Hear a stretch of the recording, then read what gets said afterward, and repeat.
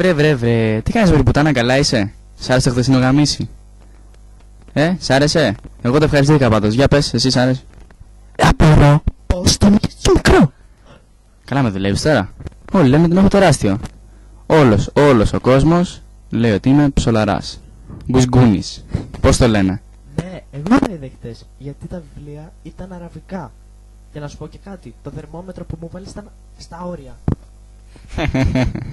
Με δουλεύεις τώρα έτσι? Δεν θα ξαναπάρω τώρα εδώ στο γραφείο? Τώρα. Άσε με. Έλα, δεν είμαι λεξιμένη. Πού πας? Νομίζω ότι έχεις πνί. Άσε με, φεύγω.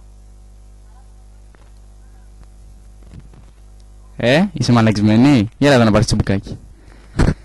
Άμα ξέρεις, εγώ έχω πάει στην Κίζα, στις πυραμίδες. Και εσύ δεν έχεις πάει ποτέ. Γι' αυτό με μιλάς. Έλα, θα πάει πουτάνα.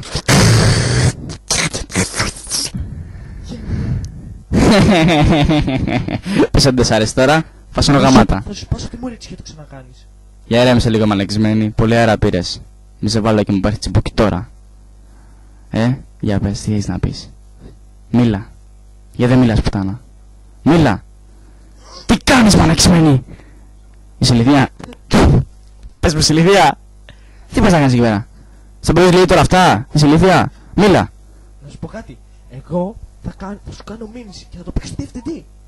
Έλα ρε, με δουλεύεις τώρα? Ναι, σοβαρά. Και θα πάω ότι μου βάλεις κουτάλια. Για πήγαινε σαν έρχομαι. Πάω. Πήγαινε σαν έρχομαι. Πήγαινε τώρα. Εκεί πάω να δω άμα έρχεσαι. Είσαι ηλίθια? Σε παρακαλώ τώρα.